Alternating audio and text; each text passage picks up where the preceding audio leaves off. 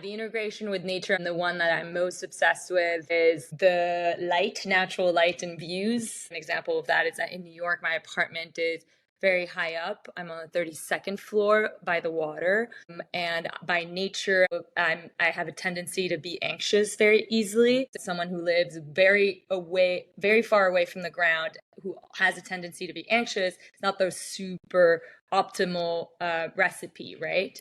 Because you're putting someone high up in the air when really all they need is grounding. Designing for a person like that, if I use myself as a case study, I made sure that I used a lot of heavy wool rugs, furniture with very sturdy legs that are able to anchor me down, a coffee table using natural stones like travertine. Not everything is super visually heavy, but certain pieces are heavy and grounded and sturdy, and that to the nervous system is very grounding. That's also one way to connect to human nature, because we're designing spaces for humans first and foremost.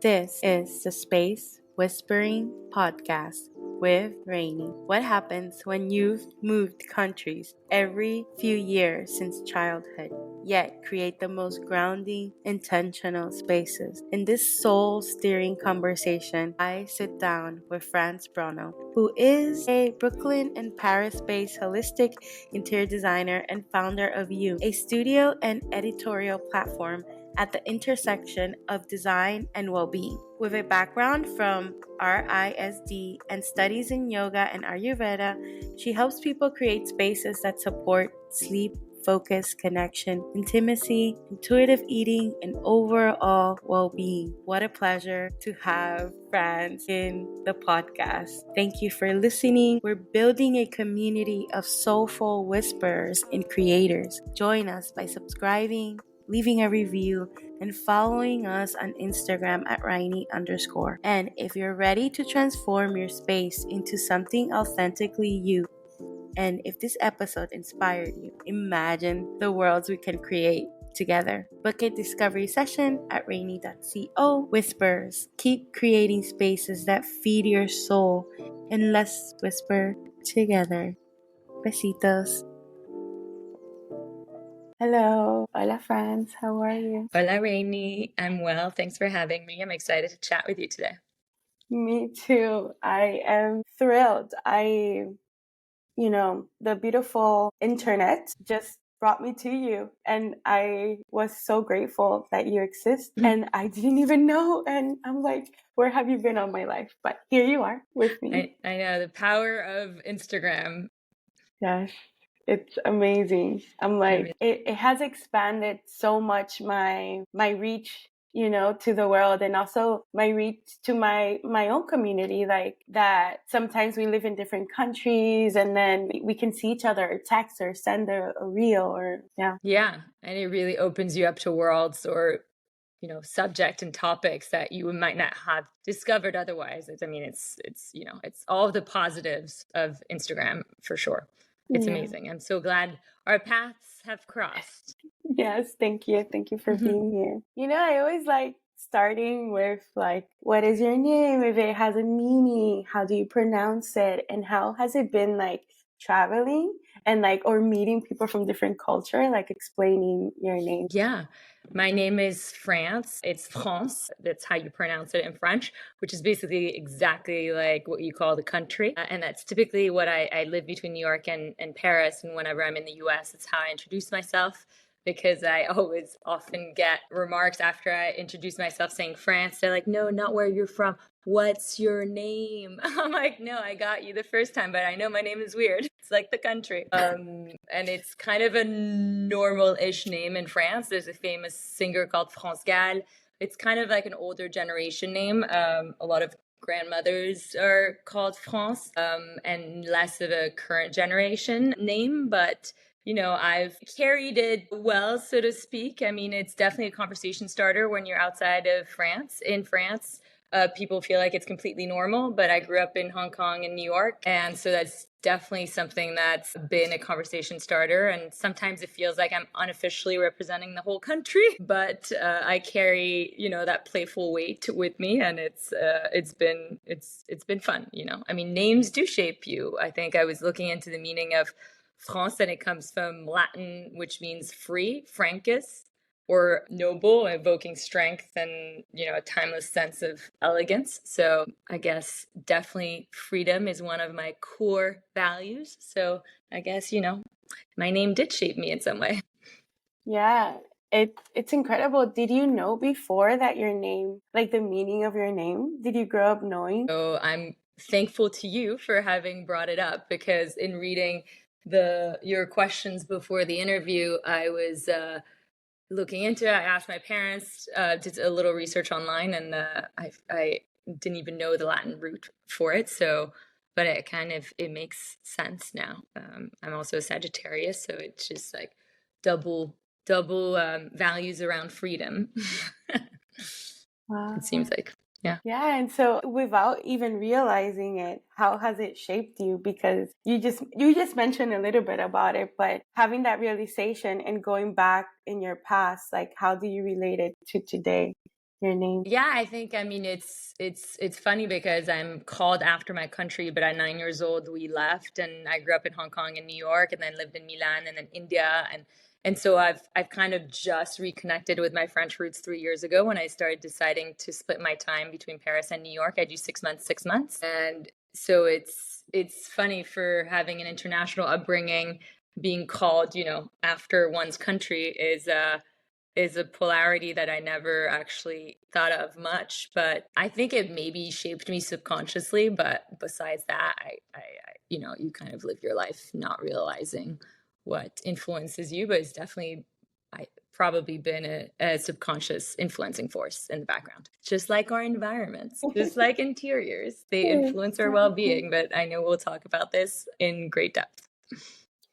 Yeah, and I was wondering if that affected you as a person and also as a business because like being international and then it adds up that you live between two countries, right? This freedom, this thing that of movement and also connecting, right? The like kind of like the past where the roots are, but then the New York, which feels like the future, the new, based on history. Yeah. And so, yeah, Old world, new world. old world, new world. Wow, you represent both. Yeah, I guess. I mean, I think the living between countries and the growing up between countries has given me this multicultural perspective.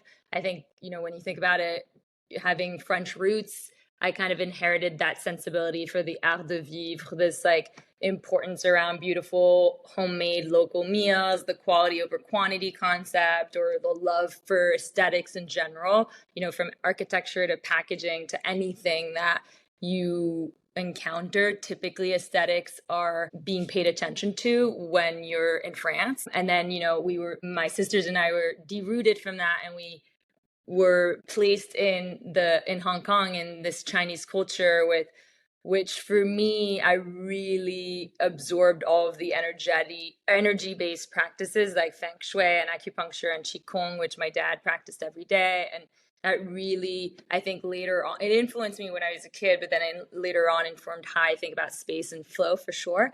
And then I think the US gave me that mindset of entrepreneurship and optimism, the belief that like anything is possible. And it sounds cliche, but compared to other cultures, it's still very true. And kind of that encouragement and mentality to roll your sleeves up and build it and go get it and like pay it forward, and all of those like positive things about American culture. And so I try to tap into the best of all of those cultures and kind of create my own recipe, which ends up being my life, or my approach to life at least. Yeah, yeah, that's so beautiful the way you explained it, like the things you took from each culture and how it influenced you, and then it created this who you are today and your business and the being that it's right in front of me. So yeah, isn't that cool? Because I realized during COVID the world changed. So Yeah. but I moved from New York to Las Terrenas, which is a beach town in Dominican Republic. Yeah, I've heard. I really Oh, want to okay. go. It's Okay. on my list of Oh go-tos. my Yeah. God, so cool. Mm. Yeah, the word is spreading. And I feel like a lot of people from around the world went there. And then suddenly I have a community when the world is shut. And at the beginning, I was going to be there for a month and then go back to New York. And then, like, I couldn't. Like, just my body wouldn't want to move. And it was like one of the first time I've ever listened to myself that way. I had friends that supported me, like, in a way, like, you know, like, just do it. Why not? Kind of Yeah. way. Yeah. And I listened to that. But the thing is that there was a whole community of people from all around the world. You know, eventually I'm like, where are they, my Yeah. friends? Yeah. And then I realized that because I lived between two countries or interacted constantly with two different languages, then somehow I don't belong to anyone, Yeah. to neither countries, nor actually know the language of neither. What I realized. So in a way, there's a different type of communication, and there's a comfort that just like it's it's its head is cut off. Like there's no really so much roots, but then just different roots, a lot of roots. And I realized that the things we had in common is they left their country, they left their comfort zone, and so they're trying to learn a new language or know many languages. And so I just started noticing, like, oh, this is why we connect so deeply, or have this connection and feel like family instantly Yeah. also. Yeah, Yeah. I think I've experienced that. You've expressed it so well. It's hard to express, and I think it's the type of thing that you don't truly understand it until you live it. But my friends and I who've lived across countries and cultures, we've definitely felt exactly the same way. I think there's this like unspoken connection because whether we're the same mix or not, we are some sort of mix, and we are either in our hometowns or not at all. And yeah, there's definitely a connection that is created very fast because of that shared experience, which is kind of cool. We're definitely a unique type of person. Yeah. Yes. And in a way, it made my world even bigger. Like, Yeah, yeah, yeah, I think, definitely. Which is amazing. I mean, yeah, it's a true chance that we have. So very grateful for it. yeah. It sounds like you are Thank too. you. So, talking about that, you have a business, which, I would love to know what you do Yeah. today, and that, you live between countries, and then home or spaces is something you work with. Yeah, that is interesting actually. So yeah, what I do today is I design interiors for well-being. I help people transform their homes into environments that truly supports their nervous system, their habits, and their healing. Interior design can be so much more than beauty and building aesthetic environments. To me and to a lot of people like you, it's about aligning our space with how we want to live and feel. And by being intentional in how we arrange our furniture, choose colors, materials, design our spaces overall, we can actually encourage specific habits in our everyday lives and therefore shape and mold the lives that we live. And so I'm extremely intentional about the spaces that I spend time in. A lot of us make sure that we listen to the right podcasts, we watch the content we consume, we watch the people that we hang out with, we watch, the foods obviously that we put into our bodies, the cosmetics we put on our skin, etc. I think, 2.0 is to actually watch our environments and be very mindful about how I think it's going to, with people like us being ambassadors of that connection between interiors and well-being, people are going to start to be able to not only feel, but also rationalize why certain spaces encourage a lifestyle that they want and why some spaces are coming in the way of, having healthy habits, etc. And so to your question of why focus on home, or it's a funny or a coincidence that you're actually an interior designer but you move around or you've moved around a lot, I think that's actually why I love it, and it's my passion, etc., and it's become my job. But it's also because I move a lot and because I've been derooted every few years in my childhood. Home has been the only constant, and it is that grounding force that I'm super obsessed with. And even if I'm in space for a short amount of time, whether it's a few months or a couple of years, I will definitely design everything to support my well-being at certain levels, obviously, because there's investment that comes with it, and but yeah. So hopefully that answers your two questions. Oh my God, yes, yes, and beyond. Like home is my only constant. That is so beautiful because then you construct home not specifically on a space, even though it's a container, but it has other things that create that container. And so I'm wondering, like in your childhood, what was that container? Yeah, it's interesting because even if you do change physical homes, because obviously you're changing countries, so you're not, taking your home with you. I think it's kind of appropriating the space based on not only your tastes, but also how you want to live your everyday life and your needs. So, an example of, how I build a container is I'm obsessed with color. I mean, color gives me life. Color is life energetically when you think about it. For me, and that's, nothing against minimalism and beige or greige or white, beautiful spaces, is just to me that is a bit lacking of life. And so when I go into space, I'll cover the sofa, even if I'm there for only a couple of months or a few months, I'll cover the sofa with, a colorful sheet or add some posters or paintings that have color and life, and that's like a little bit more like me. I'll bring in flowers, I'll bring vases, and then if I'm here for longer, I'll bring in colorful rugs, etc. It's not to say that my home is going to look like a child playground with like primary colors all over the place, but I think one way to create that container is to build a space that nourishes you. And so for me, color, and I choose color depending on the functions of each room. Obviously, my bedroom colors will be calming and grounding. My living room color might be more optimistic and energetic. But I think color is definitely one tool that I use to build that vessel. Another one could be layout. I'm in a temporary space right now during my Parisian half of the year, and I've shifted the full layout in order to center around the view versus the TV, because I don't want to stare at a screen and binge watch TV all day. And, if you center every piece of furniture around a black screen, it's more likely that you will spend your free time watching TV because that's what you design the room for. So things like that. Wow. In a way, it's like so simple, Yeah. and then it's right, and then so complex in every other layers, like emotionally, habits, things that you really don't see, but you gather, Mm. and then you can, yeah, Mm. it's almost like the explaining the unexplainable. Yeah. And It's definitely an abstract feeling that you get at the end. So it is very hard to pinpoint and to put words against it for sure. also you mentioned like color is life. Mm-hmm. Like I've never heard this expressed this way, but it makes so much sense. Like color, life, brilliance. Mm-hmm. Yeah. Yeah. I Yeah. mean, when you look at nature, all natural things have color. And colors, each color has an energetic power and charge to them. So definitely colors have a huge impact on us living organisms as humans. So I try to tap into it as much as I can. Yeah.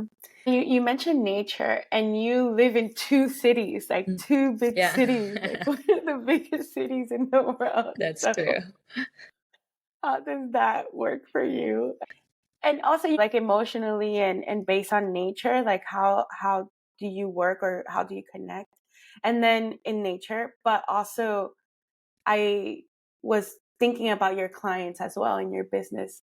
How do you run it? Because I think it goes like that question. I know it's different, but it feels like very intimate and real, and it's part of who you are. Like these two opposites that come together so beautifully. Yeah, I mean, I think we're all, none of us are multi or single minded. We're human beings, we're very multidimensional. And whether our different facets are complementary or completely opposing, then that's maybe unique to everyone. But I think I like the polarity and the different approaches to life and the different cultures that I get from in my life from living in New York versus Paris, for the things that I mentioned earlier, this kind of entrepreneurship mindset, optimistic mindset in the US, and then more like grounded and in art de vivre and this more soft and subtle way of appreciating everyday life that you get from living in Paris. They're two huge cities for sure, very different energies, and they complement each. I mean, it's not the only complement, you know, like you could, I mean, just like you do Las Terrenas and New York. And I think it's, I mean, just like with everything in life or in interior design, it's about like celebrating the opposing qualities of a space and making the best out of it. Just like you're kind of taking advantage of opposing qualities of two cities that you live in. So, yeah, I think that's what I would say. What was the rest of your question again? I love like your integration with nature, living in two cities. Yeah, the integration with nature. I mean, the one that I'm most obsessed with is the light, natural light and views. I mean, that's, you know, how much, and obviously the integration of plants and natural materials in an interior design project. That's super helpful too. I think, you know, designing for the human being and what they need and therefore where they're living as well. So an example of that is that in New York, my apartment is very high up. I'm on the 32nd floor by the water. And by nature, I have a tendency to be anxious very easily. And so, you know, someone who lives very far away from the ground, who has a tendency to be anxious, it's not the super optimal recipe, right? Because you're putting someone high up in the air when really all they need is grounding. You know, designing for a person like that, if I use myself as a case study, is that on the 32nd floor, I made sure that I used a lot of heavy wool rugs, furniture with very sturdy legs that are able to anchor me down. A coffee table using natural stones like travertine. You know, not everything is super visually heavy, but certain pieces are heavy and grounded and sturdy, and that to the nervous system is very grounding. So that's one way to connect to nature for someone who's, you know, living up in the sky. But that's also one way to connect to human nature, because we're designing spaces for humans first and foremost. And then another thing is obviously connection to nature through natural light and the view, like I was saying earlier, having that expansiveness that you see from the windows and bringing that in, whether it's emphasizing that with a wall of mirrors that reflects the sky into your apartment, or using colors that you see from trees inside your furnishing to create that connection between outdoors and indoors, can help to create some sort of connection with nature, given you live in a, you know, cement filled space. You speak and I feel peace, to be honest. Like there's this, or at least this is how I feel or how I see it. It's like this clarity that you have about, you know, your work, your design, and how you approach design, and then how you approach it in your life. Like you're living proof of your theories, of your experience, of your work. And that gives me so much peace. Yeah. And That's, expansiveness. yeah, it's very nice of you to say. I'm glad that Yeah. it's coming through. It is. It is. And mainly when you talk about, you mentioned anxiety, and then it goes again with these opposites that you create, almost like a challenge, right? Let me Yeah. live on the top floor and see how I can ground, even if I'm up here in the sky. And then you live like on both places constantly. And that takes a lot of courage. Yeah, thank you. I think like that's actually the balancing with the opposite is something that I learned. So I went to design school, but then a few years ago I studied to become an yoga teacher in an ashram in India, and then I studied for 2 years traditional Indian medicine, which is called Ayurveda. Ayurveda, sorry, they talk about opposites balancing each other, opposite qualities balancing each other. So, you know, if a human body is very dry, anxious, constipated, whatever, like super dry skin, crackling, you know, lips, etc. In order to treat that condition, you would use opposite qualities like warmth and moisture and oil and good fats in order to balance the dryness. And so contradiction in that case is healing. And so I think, to me, I've seen, you know, oftentimes we think of contradiction as a negative, but to me it's been a positive, at least. And I think the main source being Ayurveda and how they see healing, the healing journey, and tactics for certain conditions. It's almost like you bring into clarity everything. Like if you have this clarity of like, oh, this is what anxiety creates, but then this is the solution of it. There's like this conciliation, or like, oh, this is who I am, and this acceptance. And then this acceptance creates like this, like, oh, peacefulness. Yeah, for sure. I mean, we all have qualities and flaws, whether it's physical, emotional, intellectual, right? And in order to thrive, you need to understand your strengths and weaknesses and design your life, your business, your processes, your teams according to that. So, you'll most likely recruit someone that will help you do something you're really bad at. So similar with, living your life and designing your spaces, etc. You have to be mindful of the stuff you need most support for. Yeah. And then how do you, like, business wise, Yeah. right?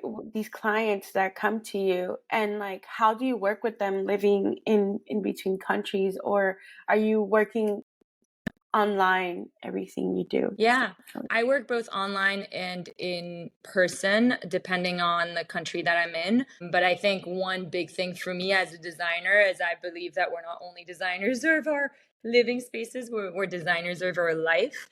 And for me, it's important to design a business that can work operationally virtually in order for me to live that bicultural life that I want to live. And thankfully, thanks to Zooms and, tons of different platforms that really boomed during COVID, it's now possible. And so I work both in person and virtually. But it really, in terms of creative process, it really starts with the human itself, like who's living in the space, what do they need from the space. I always begin by identifying like what activities and what emotions do they want to cultivate in each room. And then I use the layout, the colors, the textures, and the materials to support those goals. So do they want to feel energized in the morning in their kitchen, or do they want, are they in the kitchen actually wanting to cultivate more mindful eating practices and less, eating late at night, etc. And we designed for that. Do you want to stop binge watching Netflix and connect with your family more? Then we designed for that too, etc.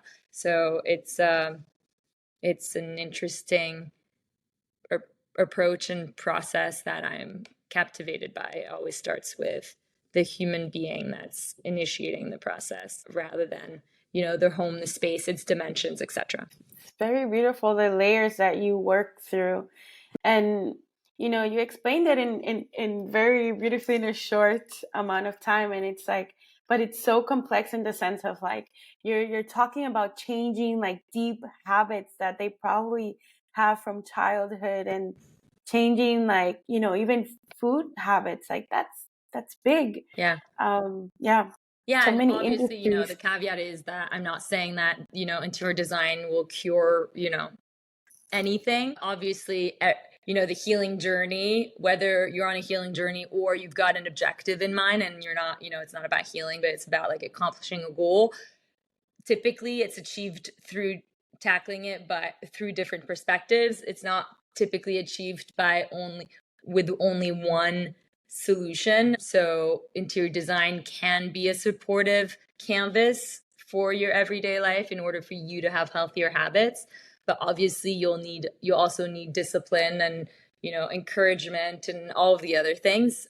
It's not the only tool, but it's definitely a tool that's been underutilized until now. Yeah, it definitely has. So true. And we take it for granted as well.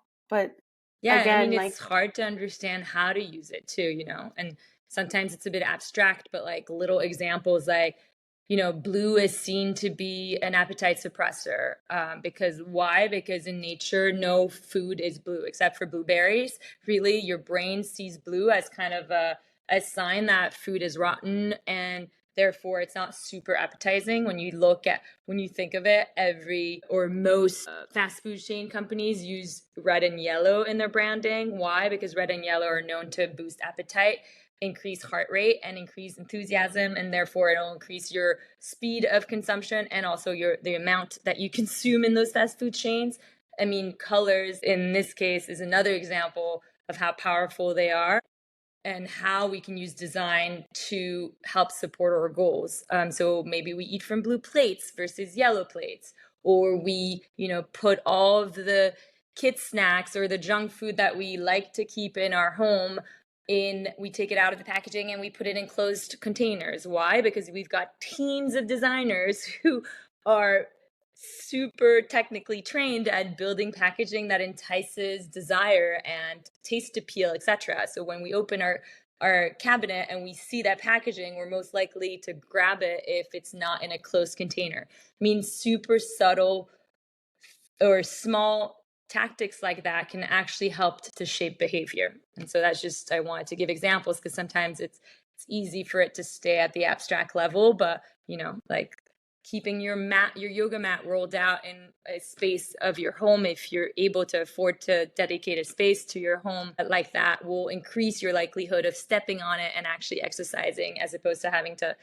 pull it out of the closet every time, etc. So there's tons of small tactics like that you can apply across the rooms of your home to help have the habits and therefore achieve the goals and the results that you want. Talking about habits, like what are your habits that keep you, this informed, this clarity, this connected to you and also with your clients, and to be able to run a business and live in 2 countries? Like, what are the main, soulful tools you use currently? Say that again. Currently, because it could change. Yeah. And I think that's, you bring it up a good point. It probably, it definitely has changed over time and will probably continue to change depending on what I need, what my clients needs, etc. But I mean, I think a few things when you think of the entrepreneur, the designer, him or herself, and if you think of the client, I think some of the tools, whether they're soulful or not, that I've been really pushing and learning a lot lately when it comes to the client as a stakeholder is making sure that I learn AI tools to render spaces faster and to give a sense of what the vision might look like to the client faster. Because when it comes to designing spaces, most of these are, personal homes, and it gets very emotional very fast. And there's some level of fear and not wanting to kind of trust the process and letting go. And so AI, I've found, and I'm still learning, it has really helped at gaining that confidence and putting the client at trust and at rest, and soothing their nervous system throughout the process, because they're able to picture the final outcome way faster than what we used to do. Like mood boards can now be transferred into 3D renderings very fast using specific furniture that you can find in the marketplace, etc. Not, building a whole custom space that, mid-journey in a few prompts might create. I think that's like one, soulful tool, if you can call it soulful, but it's definitely, the outcome is soulful. You're basically putting someone at rest throughout the process, and they're able to connect more with their intuition and their emotions when they're reviewing ideas, and therefore making better decisions for their space as an outcome. And I think for me as a designer and as an entrepreneur, some of the biggest soulful tools I've used is anything revolving around mindset. Because what I've noticed, and this is my third business, is that mindset is honestly everything. It's more than anything. And so you can build mindset through, meditation, through visiting a therapist, through, Kabbalah classes, through spiritual modalities, whatever modality you want to use. But I think entrepreneurship is the ultimate self-development journey. And it really forces you to face your fears, your doubts, your tendency to compare with others. And if you don't actively work on your mindset, you'll burn out and you won't achieve your dreams. And so the businesses that I've started have all taught me to become the person I need to be in order to hold what I'm creating. And I think for me, that's the biggest. Before anything I do in the day, if I only have time to do one thing, it's not going to be design work. It's going to be mindset work. Obsessed with mindset work. And I can talk about it for like 3 hours, but I will shut up for now. This is amazing. This is a great, way to end this conversation. And like, this is exactly the core of us and like the business. And we don't talk about this enough. I think it's coming out more now, yoga being popular and certain things. It's like, it's not hidden anymore. And we have this freedom to truly talk from honesty, and almost like removing the hustle culture in a way. You still work, but you work from a different place, like from a different energy, from a different state, like Yeah. mindset. So. Yeah, and it's kind of like if you don't have your health, you have nothing.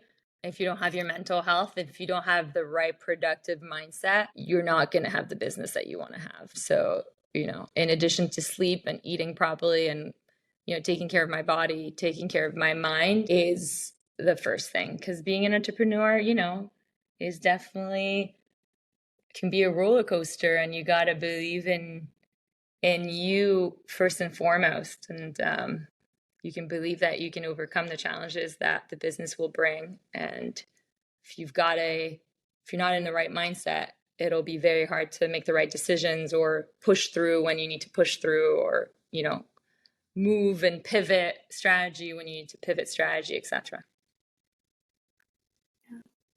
Yeah. Beautiful. So anything else you want to share with us today? You're more than welcome. No, I'm super thankful to have gotten to know you, and I'm excited to continue to listen to your podcast and follow your work in more depth, because what you're putting out in the world is extremely helpful and valuable. So I'm very excited that we've made this first connection, and hopefully we can follow each other's journey and I'm definitely excited to be one of your big cheerleaders. Everyone stay tuned. We'll both evolve into the designers and the women that we want to become, and I'm excited to see where your path leads. Me too. Me too. I feel privileged, honored, and grateful that you're here and sharing the space with me. And this is just a start. And I would love, to continue this relationship. So Yeah, me thank you too. so much. Definitely. Thank you for having me, Rainey. You're welcome. Thank you for coming. Space Whispers. Thank you for spending time with me today. Your host, Rainey, on the Space Whispering podcast. I hope today's episode gave you something to reflect on, inspire you, or energize you to create something beautiful. Help us grow this soulful community and spread the love by subscribing to the podcast, leaving a review, or sharing this episode with your community. If you're feeling called to transform your inner or outer spaces into a true reflection of you, let's connect. Schedule a discovery session with me at rainy.co or Instagram rainy_. What soulful actions will you take today? Keep listening to the whispers of creation and let your soul's magic flow into the world. See you soon. Besitos.